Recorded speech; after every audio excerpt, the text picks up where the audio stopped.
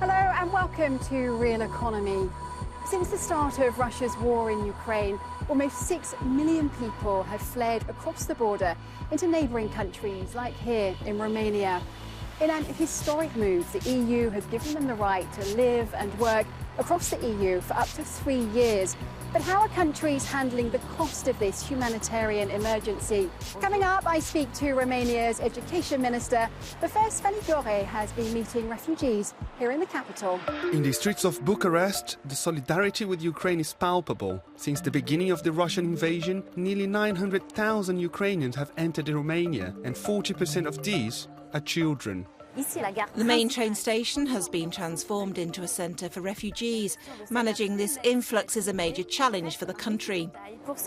In a specially set up waiting room, Ukrainian families wait for a bus to take them to their next stop, Germany. The transport is organised by a Romanian charity called For Good. Alina and around 20 other volunteers have been helping Ukrainian refugees. We provided since the very beginning food and clothes and shoes and stuff for little babies. Right now we are planning to apply for private funds from Romania, but in the near future we are looking for some European ones. Okay. At the station, humanitarian organizations work alongside local authorities to assist and guide the refugees. Marina left Odessa with her 2 children and 3 other family members. They arrived here 2 days ago. It had become very dangerous. I was very afraid for my children, for my mother, my sister, all my relatives. The volunteers told us that there is a room here where we can eat, where our children can play. The children really like this room. They play ball with the volunteers. They are psychologists. They didn't want to leave. That's why we stayed, to wait until the children could recover a little emotionally. Save the Children Romania helped set up this space. We have never faced such a humanitarian crisis at this scale before. I don't think the Romanian authorities and the Romanian society as a whole will be able to deal with this situation for a long period of time unless we receive some support from abroad. The Romanian government estimates it has spent more than 72 million euros on emergency help since the beginning of the war, with no end to the conflict in sight. As frontline countries like Romania find their public finances stretched, what EU help is available to them? Here's your crash course. The EU has freed up several billion in unused money for Europe's regions to be spent on emergency help for Ukrainian refugees. Known as the Cohesion Funds, this includes finance from the European Social Fund and FED. It can be spent on things such as temporary accommodation, food, blankets and clothing, psychological counselling, medical care and education.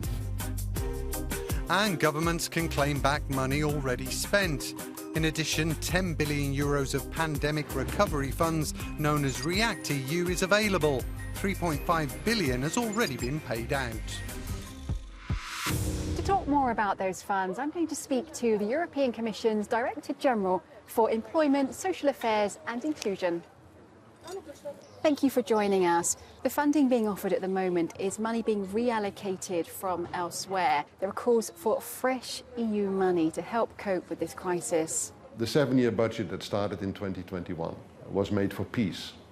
Nobody envisaged, as we were negotiating that budget, that there would be a war in Europe.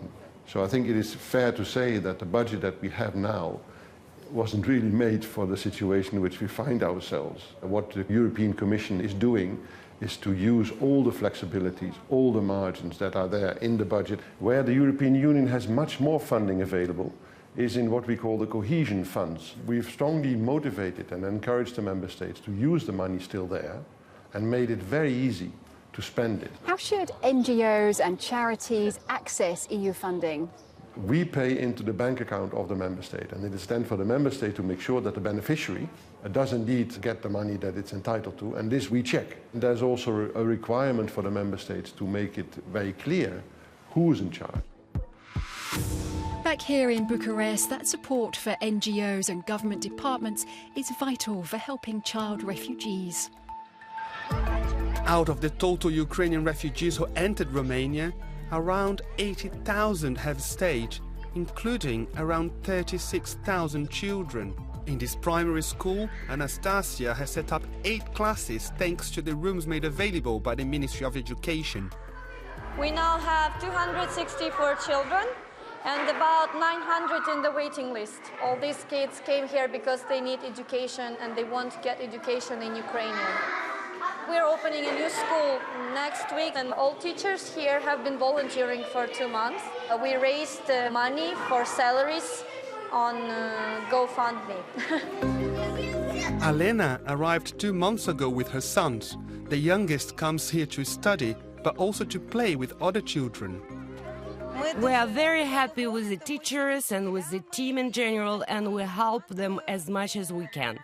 We are very grateful to Romania, to this country, and to all these people who help us in these very difficult times. Alena dreams of returning home, as does Anastasia, who is already organizing the reconstructions of their school in Ukraine. As Ukrainians dream of the future, I'm here to speak to Romania's Education Minister about the current situation. Minister, welcome to Realeconomy. Romania is seeing many Ukrainian children arrive, often unaccompanied. What is your department doing to help them right now? The Romanian government adapted the legislation very early on so that all refugee children are able to have exactly the same rights as Romanian children.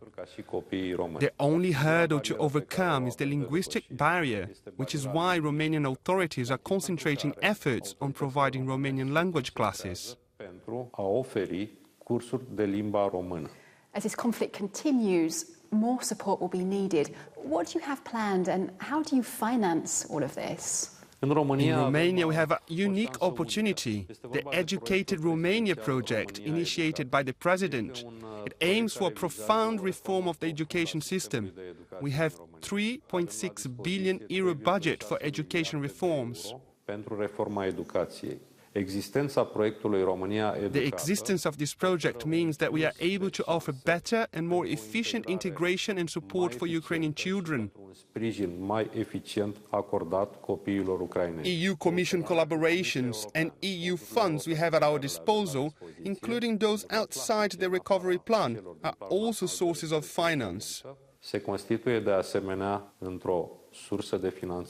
Minister, many thanks indeed for joining us on Realeconomy.